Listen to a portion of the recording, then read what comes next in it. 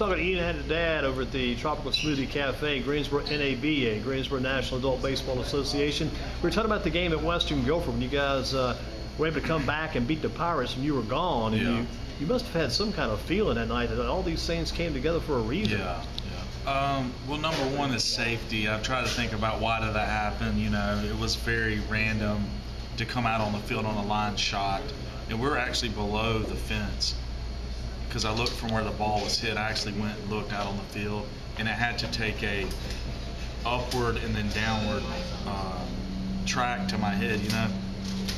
So we basically fixed up all the holes in there. Mr. Flowers came down, I heard, when I was at the hospital, and put some ties. And then everybody's going to hit towards the soccer field. So maybe they help somebody in the future. Might have avoided a worse situation. You know, I've always, I mean, you know, not to make light of it, I've always dreamed of, you know, not necessarily injuring myself on purpose, but maybe making up some sort of thing to rally the team or firing myself or something like that. And I had heard of a college football coach who did this in Ohio. He faked his own heart attack and was at the hospital, and they won the state championship, but he was later, they found out, fired him or whatever. But it was a really, you know, if anything, for whatever pain I had to deal with, which it was very painful, it was actually one of the neatest wins for them to rally while I wasn't there. You said it's been a rallying point for the team then. Yeah, I mean, my mother was there with me. My blood pressure was going up. She was telling me to get off the phone and stuff like that. That's true. And I was calling, asking about pitchers and stuff like that. Now, who was that umpire you were calling right before you got hit? Was that John Mann? John Mann had called me, and I turned my head. It could have hit me in my eye, my throat. You never know. I looked down like this, and it came and hit me and knocked me forward. And I thought it was so hard that.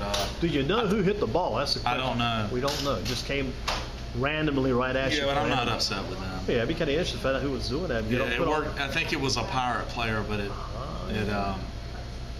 it worked against them, I guess. Well, your team really came together. Have you lost a game since then? We lost to the Locos 8-4.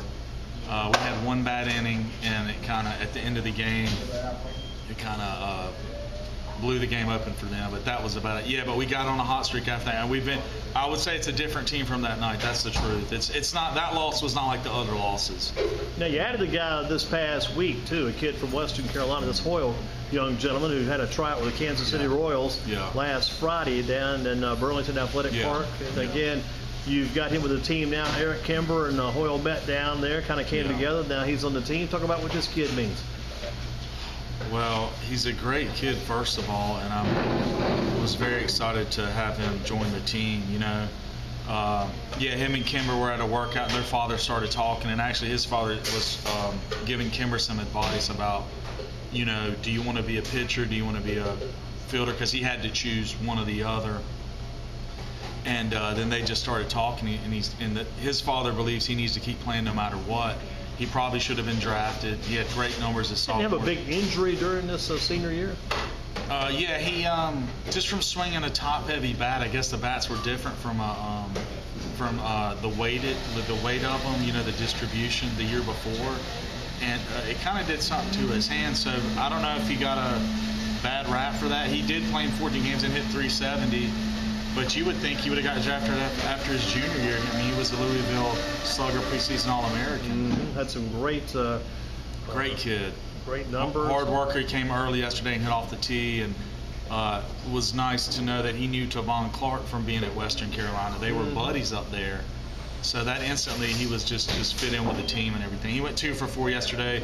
One of them was a blue pit. One of them was a check swing through the left side of the infield. But he hit 2 towering fly balls for pop-ups. And going back on some of your players so now, the Hoyle kid, what's Hoyle's first name again? Jacob Hoyle, new member of the team out of Western Carolina. Another name that comes back to me, the night you guys had that game, 5-4 game with the Piedmont Pirates, one of the kids that showed up kind of late that night but kind of took over the game. Is his last name White? Yeah, so Jermaine White. He's always a kind of an interesting factor among this team. So Jermaine White, who's been with us, you know, since the beginning, was the MVP of the NABA last year, and probably the greatest player I've ever had. He would be in the Hall of Fame if he had one. Oh, we are going to have one next year after 10 years. I'm going to talk about it. But I'll tell you more about that. So Jermaine, you know, he's working or whatever at Green Ford. He sells cars now, doing very well. He came in the 7th inning. Now, at the beginning of the night, he said he was going to be there before, but I guess he got hung up with a cell. And so he shows up in the 7th inning, and he gets a leadoff hit in the 10th.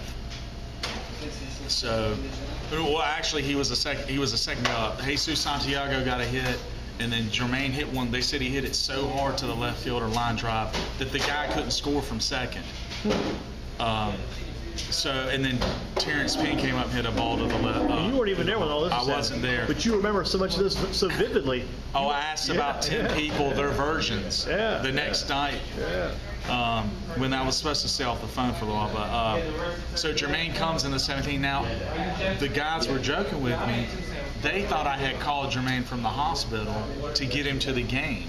But he, on his own, came, even though it was late. It was late, he still showed up. I can tell you that guy has a lot of heart and dedication. If I had to have a son, it would be like him. I mean, his father, you know, his parents did a great job with him. He's 26, 27 now, 28, but he's just matured. I mean, he's so mature.